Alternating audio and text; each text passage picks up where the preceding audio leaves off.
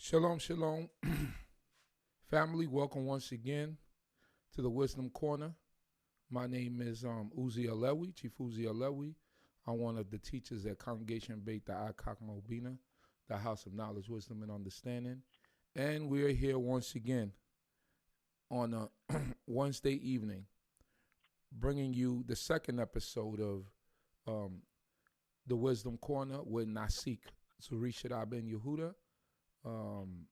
How are you, Nasik? Okay. Baruch Hashem, thanks to the Creator. Sometimes I have to say Crown Prince because some people say they don't know who to speak was. Okay.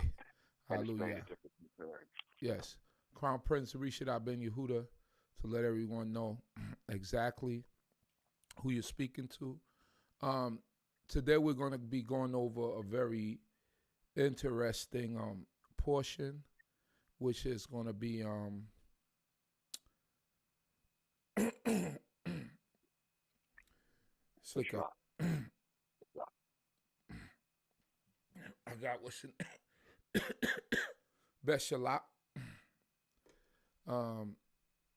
And Nasik, will you will you care to tell the people the meaning of Beshalach or the name of this Sidra? First of all, I say I did not accept that Taco Fee or DT that they alone open down my lips from my because I praise. And you can praise the Supreme Son Universe, L.A. Abraham, L.A. Capo, Yaakov. And due respect to all the people out there listening. And I would say, Shalom Aleichem. Shalom and I appreciate those that's out there allowing me to share some viewpoints on Beshalach. Beshalach itself is an interesting term because a lot of times most of us think that the Creator actually was the one that's going to actually bring us out of Egypt, but Hoseki really means that He would cause us to go out. Okay. Which it would have been easy for the Creator to just go ahead and bring us out, but He wanted Pharaoh to acknowledge Him as a Creator, and not only Pharaoh but the world. And so, Beshalach, sometimes the Creator could take the worst individual, the worst of a thing, and make it serve His purpose for a holy purpose. So now, when we get the term Beshalach, it said, it means that, and He sent out. So who's the He that we're talking about? The pronoun person. That's the Pharaoh that was the king of Egypt at the time. So He sent us out. What is interesting is that why He had to send us out, not just let us go. Mm. And that's what people should be asking, because after all that happened, too much in the past. Right. Do you mean to tell me we wouldn't be running out? We ate the last we left off on Sidra boat. We ate the Pesach sacrifice in haste. Shoes on our feet, loins girded, staff in our hands, in a most uncomfortable situation. Right. And it was told that we would leave after that last plague. And Pharaoh said to the Moshe by night, but it had to say after that, He had to also order us. So when He said Shalach, He sent us out. There's urgent upon us getting us out.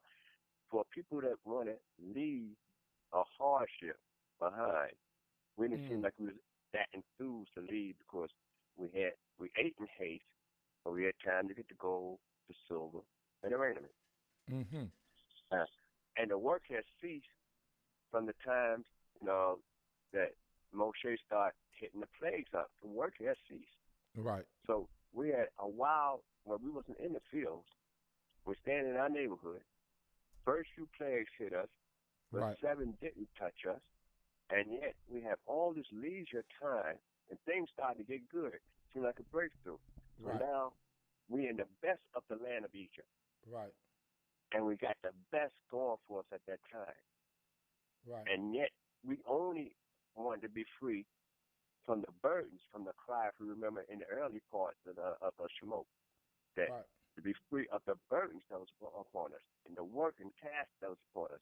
Right. So So now that it took Pharaoh himself, and it kind of reminds you of today when most people today we say, we used to say in the camp when I was coming up that before the Creator used to tell Pharaoh, "Let my people go," and now it's for us to say, "My people, please let Pharaoh go." Right. So, so it's not, just a turnaround of events, but it also reflects what really happened in the first Exodus. So, Absolutely. so now you got the word, what I mean, you know, that, and he sent out. Mm. Okay. So, would you care to elaborate on exactly what's in the portion? Would you care to Uh, break well, it I'm gonna down? highlight something. I'm sure since it's a week behind, Right. I might try to share some things. Some might be new to some, and just a review for others. Right. So, um, what I like to share is one of the things is that when we finally was leaving, Egypt, we finally was on our way out in Beshalach. Right. The strange thing is that the Creator told Moses, he didn't tell the people, Right. he told Moshe that Right. I will not lead them through the land of the Philistines lest they see war, you know, and want to turn back to Egypt, the fear and see war and turn back to Egypt. But the word he used for the come, which means to be uncomforted. Right. So the Creator, now, but it's in the singular. So you always wonder, is he talking about himself as the Creator? That the Creator feels for the people weakness, their Mm. slave mentality, Right. even, that they fear, might fear war, so therefore they want to go back where it was safe at, Right. But, but also there's a lot of other reasons given behind it. But I like to bring out this reason here. Right. All right, one is that the Creator told Moses, "I will not lead him by the land of Philistines, least to see war, Right. and want to return back to Egypt." Right. Now, why the Creator never said anything without some merit? So when people check, and I'm just going to throw it out there, in the book of First Chronicles, around the seventh chapter of First Chronicles, reading from the 22nd maybe to about the 26th verse, you'll find out and discover some Israelites broke out early, Mm. from Egypt. But before the Exodus was even Oh, I set get up, what you're saying. yes, that they left out early. Right. And we have one of the names that's pretty much still there in the book of Chronicles is, Elishama, the son of Akimahud, who happened to be of the tribe of Ephraim, and who was the person that offered up on the first day of on his day of the dedication of the tabernacle, the Mishkan, in the wilderness. Right. So, and so we read about one Ephraim too. They sometimes they remark say the father, that actually could be grandfather, great grandfather, of that nature, and that his sons went back, and the territory they went back to was basically near the territory of Joseph. Okay. And according to the Chronicles, and this is the book of Chronicles, just to highlight some things, and people can turn to them when they get a chance, and well, connect the dots with the princes from each tribe of the first generation that came out of Egypt. Right. That was the heads, that took the census, and also did the dedication. Um, Ephraim's descendants and went early and went to the city which we know as Gath. Mm. Gath, we have another famous guy that comes from the city of Gath, and that was Goliath. Goliath, the Philistine. Right. So they had got, they went, according to the book of Chronicles, and actually tried to raid the flocks of the people that was born in the land. Right. We know it wasn't Israelites in the land at the time, Right. other than the ones that, went down into Egypt. All those born in the land of Egypt. Right. So, so when you look at that, you say, oh, they must have figured they could leave early. And they got there, and they all got wiped out. I get it. And so since they got wiped out, Now, there's speculation now from this point. If the children of Israel was to come through that same route again, the people in the land having an experience not too long ago would figure you coming to revenge your brothers, avenge them. Okay. Right? I get the So, point. Right. so now, so that was supported, and then now also to show you how much fear there was. Now I'm just going to move up a little bit, and it said that when it was told Pharaoh, that the children of Israel, seemed like they was tangled up. They're still in the land by the Yam Suf, Right. and still on the territory of Egypt. When the Creator told Moses to turn them back and bring them the long way home, Right. that the Creator, it said, and Pharaoh had a change of heart, and his servants had also a change of heart. Okay. And then the Creator had hardened Pharaoh's heart, but the servant's heart was there as well. Right. And so now, when you have all those 600 chosen chariots, along with all the chariots of Egypt, now you had the elite chariots, and you had these regular local chariots. Okay. Okay. So that's a sizable army. And then the whole army of Pharaoh coming after these people. They said, "What have we done?" And they thought they was tangled up. Right. But the Creator's going to get the glory from that, as we know from the story. Right. But what is interesting is that sometimes if we took the short route, if we had the heart, we wouldn't get the chance to know the Creator as good as we should have learned in the wilderness, because we would have had a lot of the stuff happen to us. And if we did the 11 days journey, the direct route, right, as opposed to going the opposite direction, right, which was the scenic route. So and then hence we would have probably been out the land a lot sooner. right. So sometimes the most direct route is not always the best route for a person to learn. Right. And it's similar when I say today. Today we will Google stuff up quickly. Right. But I think Rabbi Yosef mentioned it earlier that you had to go to the library, you had to do research in books and stuff of that nature. Right. That's the long route, but the long route it sticks with you a lot longer. And we have a saying: you learn fast, you can forget fast. Right. If you learn slow, it'll be that much longer before you forget it. Well, you forget So, it. Right. And you think about it and appreciate it a lot more. Right. So now, just to hopefully I ain't go too far off the perspective, that now at this time we read where Pharaoh's army is approaching them, and it said they lift up their eyes and saw Pharaoh and his army. Now we know they got panic stricken. They got scared, yeah. Right. This is the guy that's been oppressing you for years. And then they cried out to God, and then fussed with Moshe. Right. Now what is so somewhat unique that most people might seem to miss is that they lift up their eyes to see the Egyptians, but they lift up their eyes to see the Creator works. Good point. But yet they remember things that's just about in the crunch. They call out and they cried out to God, but they blame Moshe. But at that point, don't mean to cut you off. Just wanted to interject. Right, no, anytime. At that point, don't you think that they were a little somewhat disconnected from the Creator? I mean, it seems like they were not. I don't think that they were keeping the Shabbat day.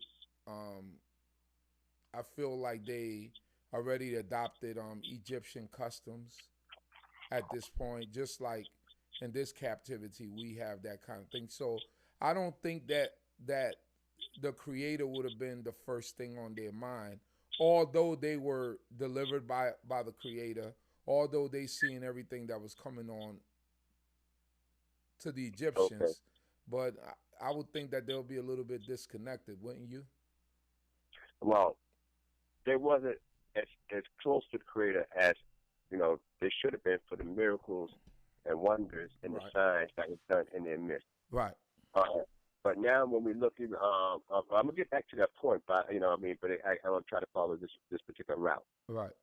All right. So now Moses, you know, what I mean, and they discuss with Moses and talk about, about it's been better for them, you know, what I mean, to serve the Egyptians. Right. Then they died, and then even went so far, and then later on, as we get further up, right. they say, we told you to leave us alone. Right. And so Moses told him, calm down. In other words, right. Be still. Right. And that the Creator will, fight for them. Right. Now, no other people had a God that, they actually was going to battle for them. Right. As people ask for the God that give them the power to overcome. And we get an example of that,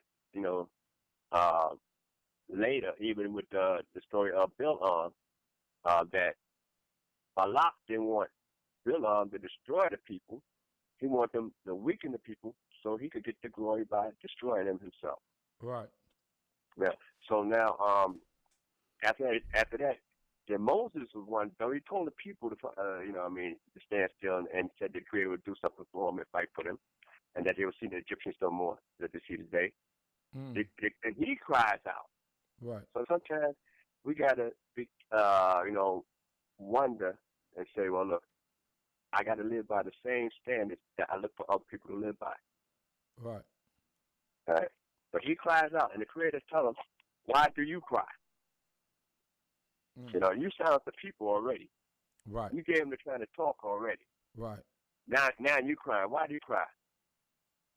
So sometimes even a great leader like that sometimes, might miss little subtle marks. Right.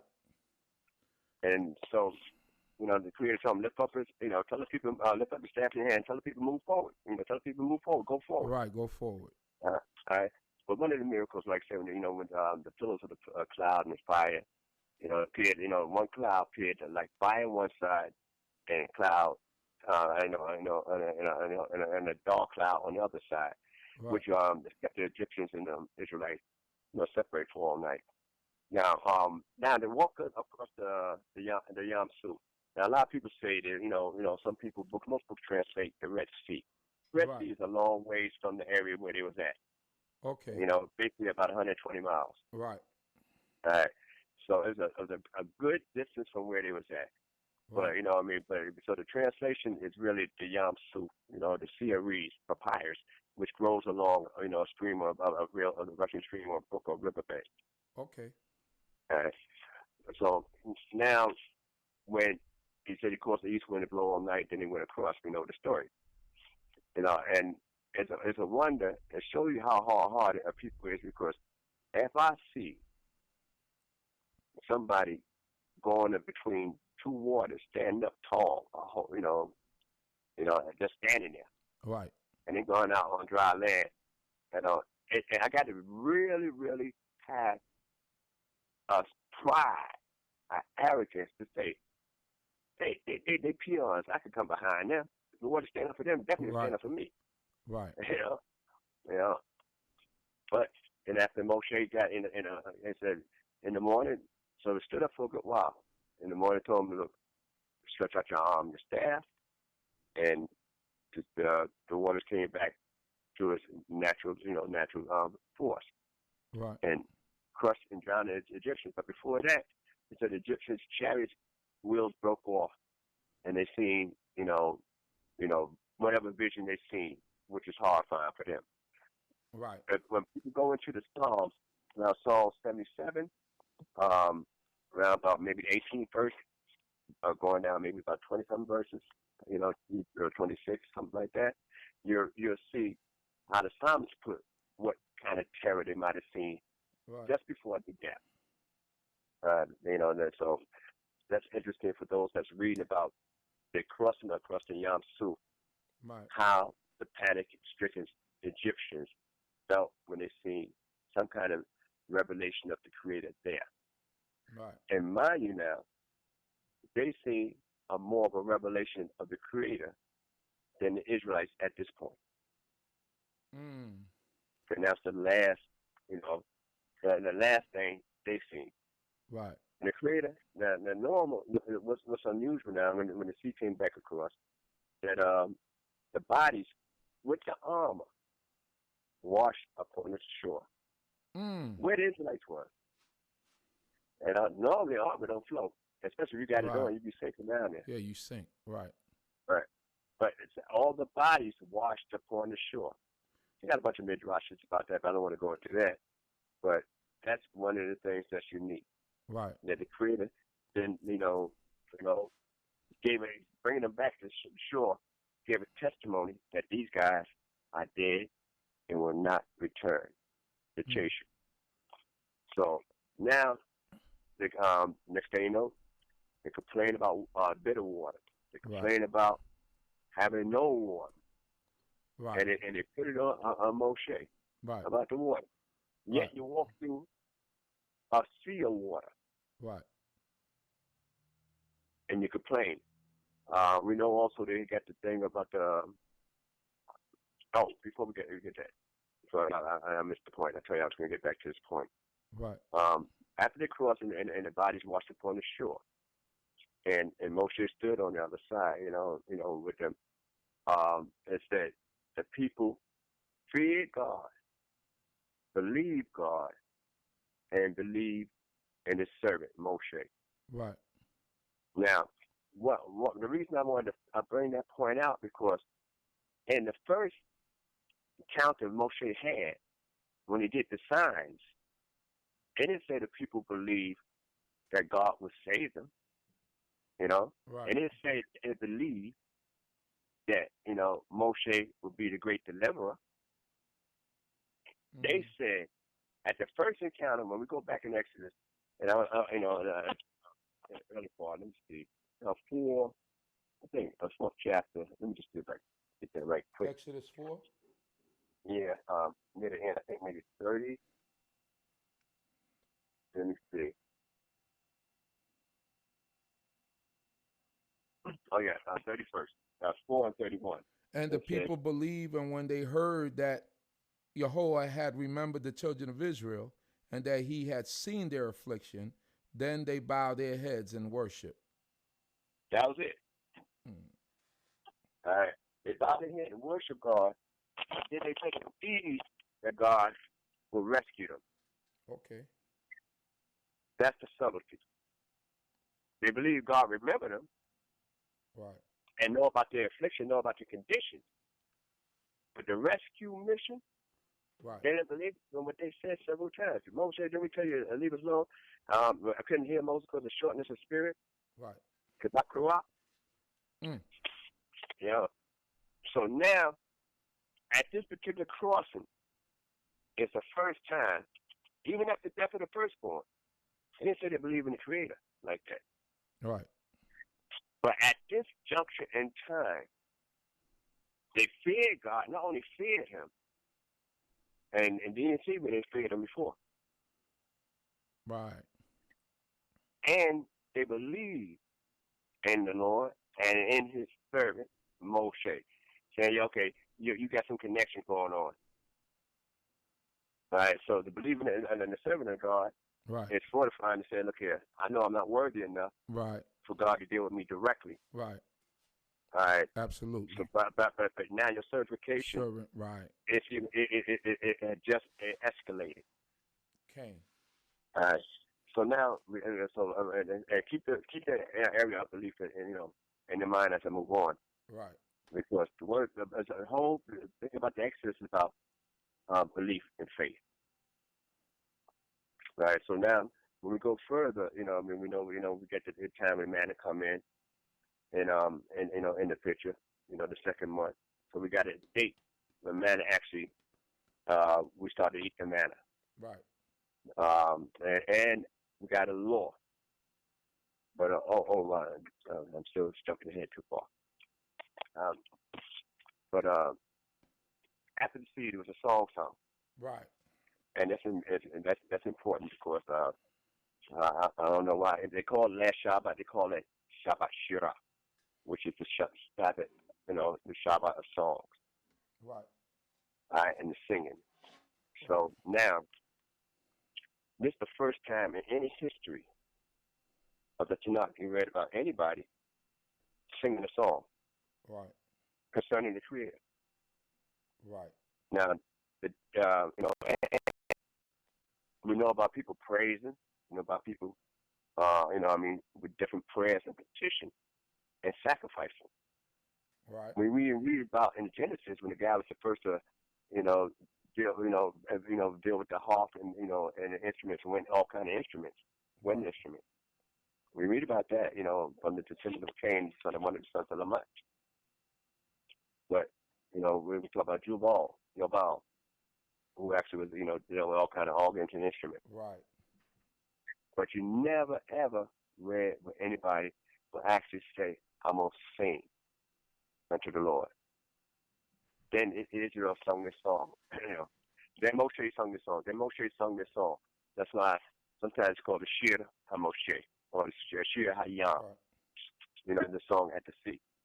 Right. And the difference between that and the song of the Haftorah which Deborah had is that the song of Moshe, they don't give credit to any individual other than the Creator. Right. The song of Deborah gives credit to different people that took active roles in their struggle. Right? There's a lot of similarities between them both. Right. Pharaoh had chariots. Deborah song, they had chariots. They Right. were. Right. Water crushed and destroyed, Pharaoh's host, and water destroyed Sisera's host. Right. With the chariot, they couldn't move. Do you think it's a no mean to cut you off, but that's right. Do you feel there's a connection between, like when we first see Miriam, right? The first time we're introduced to Miriam is basically on a mission to and I might be jumping ahead a little bit, but I think it's connected to what we're talking. When we first see Miriam, she's told to go to this mission, go to the water, right? It's almost like a sad occasion, right? Because she's seeing her brother, she has to put him in the water. And although she's seen Pharaoh's daughter and all of that, it's still not, he's going to be sharing two homes basically, at some point. But now we see Miriam after this triumph. The Most High God brings the children of Israel across the sea, and then she picks up her timbrel and she begins to praise God. Is there a connection in that? Yes, definitely. That not only that Moshe sung the song, all right? But, most of the song could have been, repeated by the men, but it says, then Moshe sung this song. Right. All right?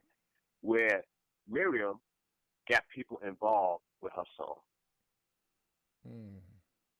And she's the first to say, look, we're going to take it to another level. We're not only just going to use lip service, we'll put actions of praise into the service with the drums in the temple. And it's the first time you actually hear anybody actually praising God with song, timbrel, and dance. And she led the women. Okay. So in the sense that the difference is, and it says Miriam sung to the women. So that means right there and there that it's recorded what she sung, the lyrics that she used, but it was more orchestrated than that of Moshe's song that the men try to pick in. So she enhanced what Moshe had started. Okay. It's almost remind you of a woman completing a man. Okay. So, so we move on. Like I said, after that, we complained about the bitter water. Right. Complained about Moshe had to strike the rock. So a lot of times we think about the rock that he struck 40 years later. Right. All right. But this time, it was okay for him to strike that rock. Right. But the Creator is not limited to one miracle or one style of doing something.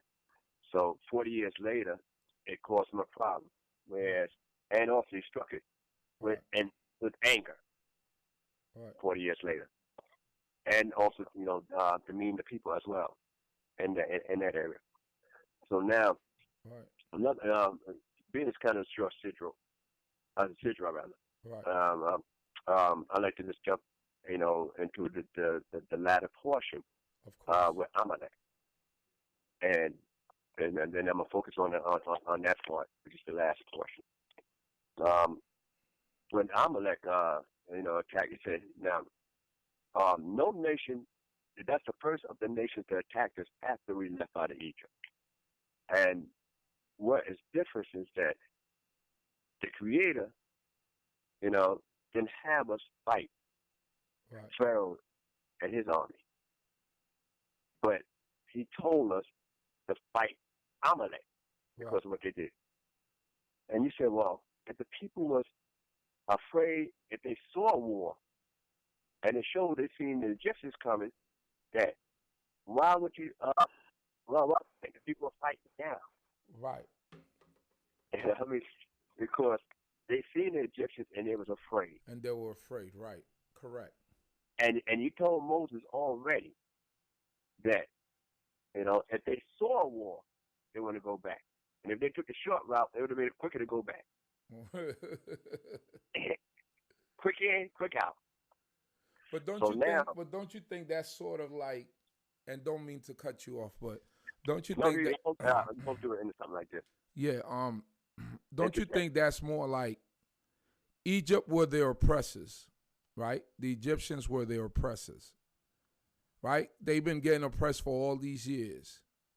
And then, so you have endured the oppression and have seen the oppression. But then if you go somewhere else, I'm just not going to be oppressed by you. You know what I'm saying? I've already been oppressed by this guy. You're not going to oppress me. You're not going to bully me. You're not going to do all these things. I'm going to defend myself. Don't you think it was more of a case of that? Okay, now that would be, it's reasonable to assess that. Right. And in a lot of circumstances, I would tend to agree 100% in that area. Right. But in this instance here, that the Creator said if they saw a war, they'd turn back. But the reason they turned back to Egypt, God told them to move forward, is that Egypt. So you got to know when to fight and when to flight. Be in flight. Okay. All right. So like that's a song. You got to know when to hold them and know when to fold them. All right. The Egyptians coming after the Israelites is now blocking their path to Sinai. Right. But the Amalekites came out their way to block their path to Sinai. Right. So if something is not blocking your path, there's no need to turn backwards to deal with it. Right.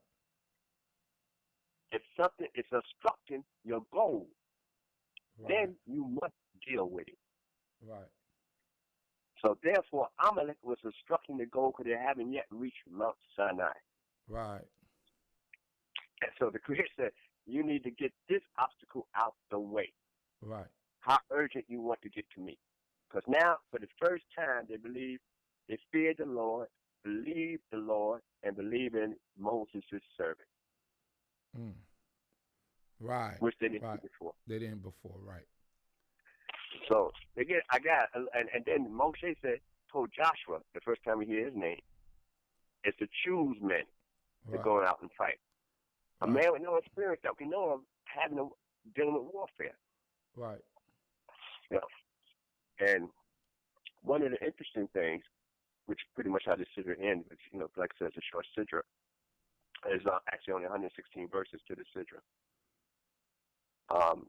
But how interesting how it ends is that Moshe is on the mountaintop, right, with his brother Aaron and Hur, and it said that when Moses hold his hand up in the air, the Israelites prevailed fighting against Amalek. But when he lowered, his hands, Amalek prevailed.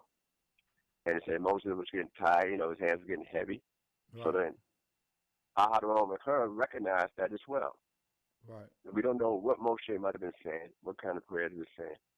But they put, as we know according to the story, they got a rock, put him on the, and have him sit down upon a rock, which ain't really that comfortable, but, it's more, sit down for the purpose of one stood on one side and hold his hand, and the other one stood on the other side and hold his hand up. To the going down of the sun. Right. And it said Israel discomfort Amalek with the sword. What is strikingly unique here is that when you talk about Yehudah Emunah. Yehudah Emunah is hand of faith. Right. Unless Moses was an amputee, he had hands up. Right.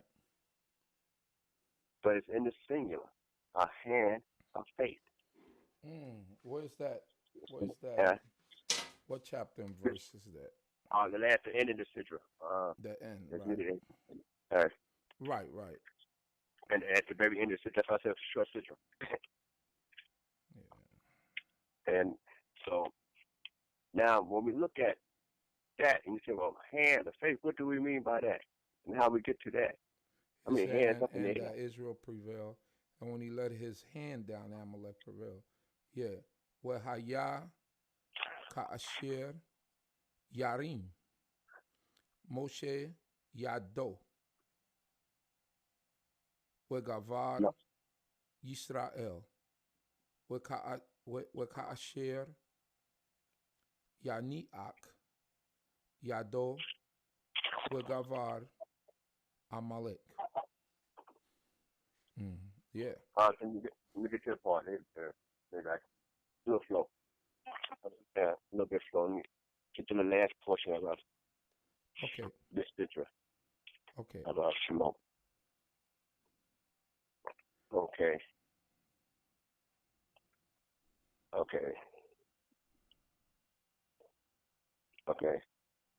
Let me see. All right. Let me back it up just a little bit. Okay. Let's start from the 12th. All right, start from the 12th verse. From verse 12? Yeah, from the verse 12 in 17th chapter. And the Hebrew, you want me to read it or on? I do the Hebrew on that. All right. Okay. So, but Moses' hands were heavy, and they took a stone, right, and put it under him. And he sat thereon, and Aaron and Hur stayed up his hands, the one on the one side and the other on the other side. And his hands were steady until the going down of the sun. Okay, right there. All right. So in the Hebrews, Wadim Moshe, Kabadim, Wayiku, Eved, Wayisimu, Takatai, Wayised, Alea, Waharon, Wakur. All right. And it goes says, Taku, Yada. The Yada, it's in the hand. We say from this hand, Ekat one. Umizek Ekat, where he Yada, Emuna. All right. So, so it says, and this was, and it was at this hand, which is the hand of faith. While you die, in the singular. Talking about his hand, and with our hand of faith. Okay. Ad Bo Hashemish, until Bo coming Hashemish the Son. Right. All right. So now, when they talk about, that leads to most. What's strange about that is that, one, it's about hands of faith. And through the whole Exodus, we talk about an outstretched arm, a mighty hand. All right. We talk about that, the act about the finger of God. We talk about, the hand of Moshe. And here it is now, we talk about a hand of faith. But in the singular, for one man hand. Right. And yet he had both of them up. because one stood on the other side holding their hand up, and the other one, and Aharon stood on the other side holding their hand up. Right. And the word emunah, which is an interesting word, which means faith. And you say, well, what is faith? And then you have a word called truth. And the word faith, emunah, comes from the word, emet, which is truth. True. All right. We said another word had to say a word shorish that comes from that, amen. So when we say emunah, got the word amen in it. The noon sometimes changes in different degrees and be substituted. So you got the word emet from the word truth as that. So now, when we say, well, what's the difference in, and then you got another word called emun. Emun means trust, the actual thing of trust. Right. But talk is the person that's trusting, that's the verb. Right. All right. So now, when we look at the hand, faith. What is faith? Faith is from a distance. It's projected. It's not there. You just say, I know it will eventually be true, but it's not true yet. Okay. Truth is right at hand. So right then, the hand of faith, knowing that Moshe had the hand of faith up, that means that automatically he knows that we're going to be victorious because the battle is not ours, the battle is the Creator. It's the Creator's, right. Right. But it's still going to take some time. Right, absolutely. And since it's going to take some time, it's not going to be true that they won until after it's done. Right. And a lot of times, people, so we say, when you have faith, what you actually have is some trust that it will be true. Right. So that's the word in between. Faith, trust, and truth. So between your faith and between the truth, you got to have some trust in there. Right. Because like I said, faith is a distance. You're away from your goal. But you trust that it will be true because it'll be true. And then when it gets there, it's just strictly truth. It's no longer faith. Right. So faith will have an expiration date once trust was applied and you got to the truth of the matter that you had to faith with. There's no longer faith. It's true. So that's why we, it's never a debate whether for us that there's a Creator. Right. And the people, like I said, we never find out that, never realize that her and Aaron, you realize that rather, that they was never told that you better hold Moshe's hand up. Right. The priestly blessing is done with outstretched hands. Right. And you notice that when Shlomo dedicated the temple, right. His hands was outstretched. Right. And so there's a power. There must be a power to that. Yeah, which is more esoteric, which won't go into this particular situation. But I found it was important enough to point out that though he had two hands, they've used the hand in the singular instead of a hand of faith. And then the last thing I like to leave with is that the Creator said He's gonna blot out the remembrance of Amalek. So you say, well, so blot out something that means you're supposed to not to remember it anymore. Right. So he said, well, how do I forget when I'm supposed to remember to blot out? Right. And why should I remember what I'm supposed to forget to blot out? Right. So those are things that comes up even later on, in our history with Amalek. But the thing, one of the things we read about what Amalek actually literally did. Amalek's territory was nowhere near in our route. Right. It came out its way to attack the nation of Israel. And it said it attacked the feeble and the stragglers from the rear right. of the nations, where But yet they was obstructing our goal and objective to get to Mount Sinai. Right. All right. It's only after we reach Mount Sinai, after we fought with Amalek, after we reach Mount Sinai, then we ever had any other, any future encounters with Amalek after that period. Right. And it was to, remember Amalek, to blot him out. Right. So it's to remember and never forget to, remember. Right. So now I'm open for questions since I said it was a short sigil, and I just want to go over some points that I think that struck me pretty strong. Hallelujah. So that Crown Prince. So everyone that's on the stream, you are now welcome to ask any questions that has to do with the past sigil that we just read, Beshalach. So Crown Prince is taking some questions right now for all of those who would like to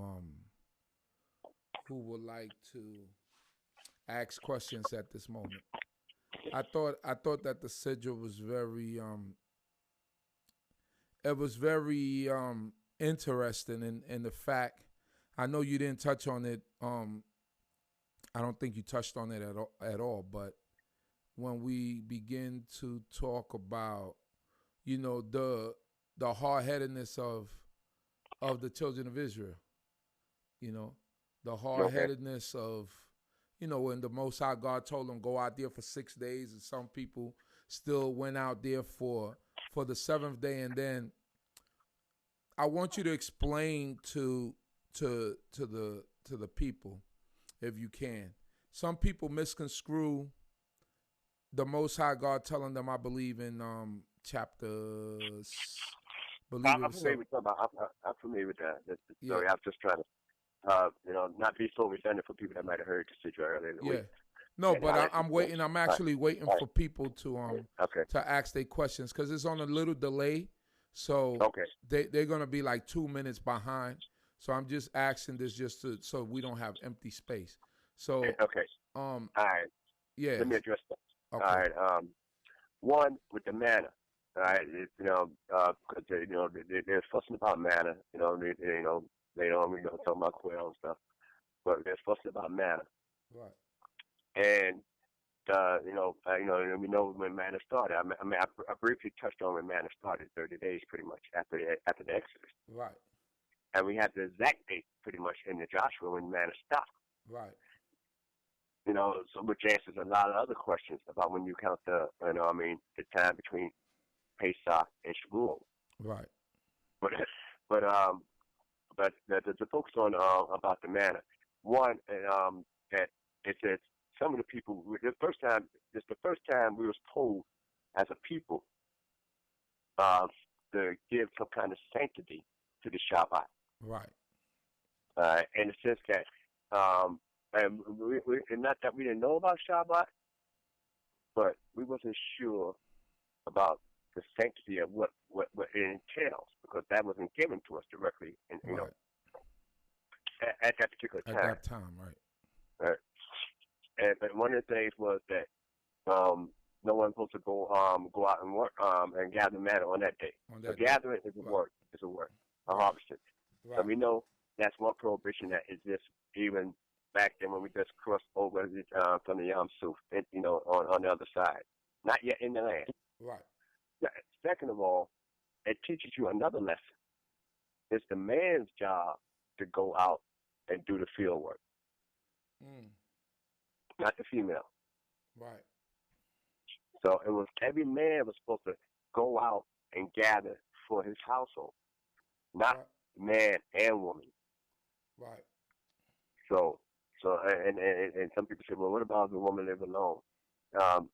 It wasn't no such thing as a woman living without some male figure within a household.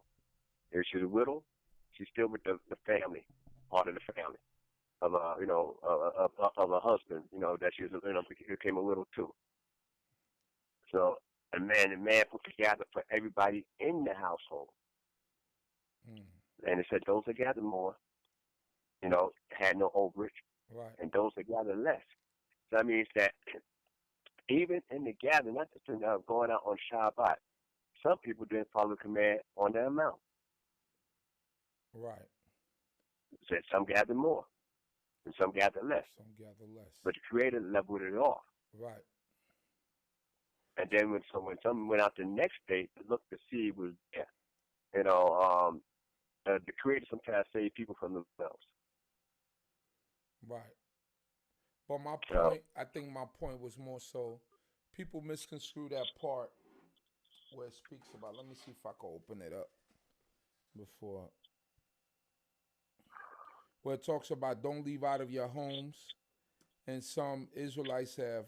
okay, I know what you're talking You about. understand what I'm talking about, right? Don't leave out of your Some people home. So they take that and they say you're not supposed to observe the Shabbat day outside of your homes. What would you say about that? You're not supposed to.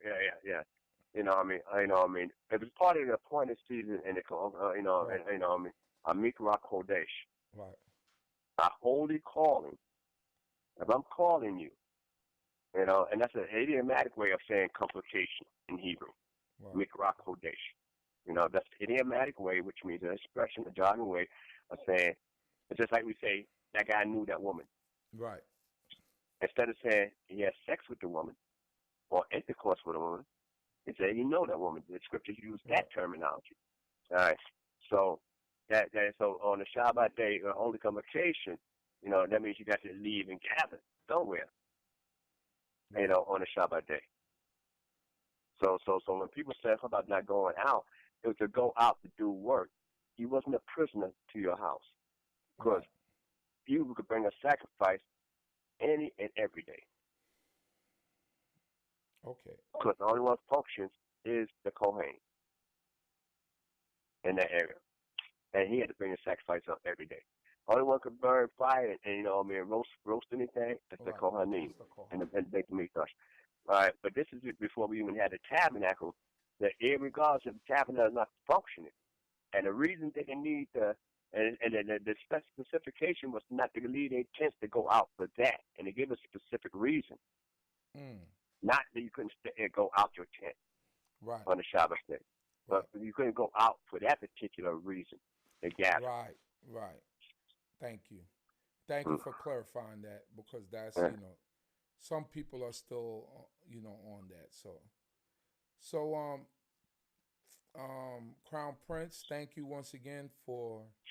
There's no one with really questions right now.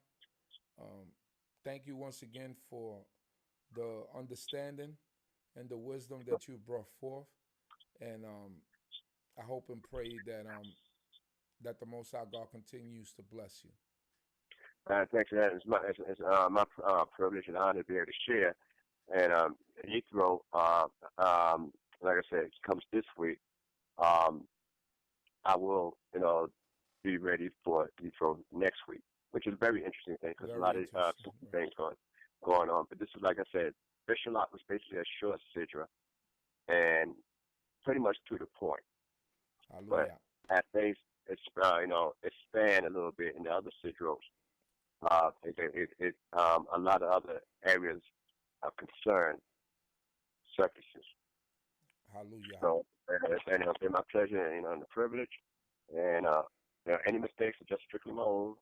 And any questions people have on there, I'm not perfect, but I try not to mislead you to the best of my ability. And I say, all praise to the Creator. Amen. Amen. Toda. Okay, sure. Shalom. Once again, that was Nasik. I called him Chief Prince, Crown Prince. I meant. That was Nasik Zurishaddai ben Yehudah. He's been doing it for years. Truly a man who's lasted the test of times and endured through all the ups and downs of Israel. Been doing this since he was 13 years old. So I appreciate him for allowing us or sharing the wisdom that the Most High God has blessed him with, and that we're here definitely giving glory to the Most High God. So once again, thank you everyone for joining us, for even finding this important. If you would like to donate, would you like to give a donation or anything, you could hit the super chat button, which is the $ button at the bottom of this chat right here, or on the descriptions. You could donate on PayPal, and I have a couple of other avenues there. If you would like to donate on Cash App, you could send it to $UZZI940. That's Cash App. Cash App. That's for everyone out there who's interested in donating. All right? So that's for everyone out there who would like to help me out with the streams, and so I could do more of the interviews and documentaries and all those sort of things that I do. If you'd like to help me out, that's the way you can help me out. PayPal, Uzi940 at Yahoo, and Cash App, $UZZI940. No, for Cash App. So thank you once again. Thanks to everyone out there. May the creator of heaven and earth continue to be with you and bless you. Yes, a Benazah King exponent. So definitely from the old Benai, as we will say. We thank the Most High God for all things and everything: food, clothing, and shelter, knowledge, wisdom, and understanding. And I pray the creator of heaven and earth will continue to be with us all and bless us. With that, I said, Leitra'ot to everyone. Baruch haba, and may the Most High God bless each and every one of you. Shalom, shalom.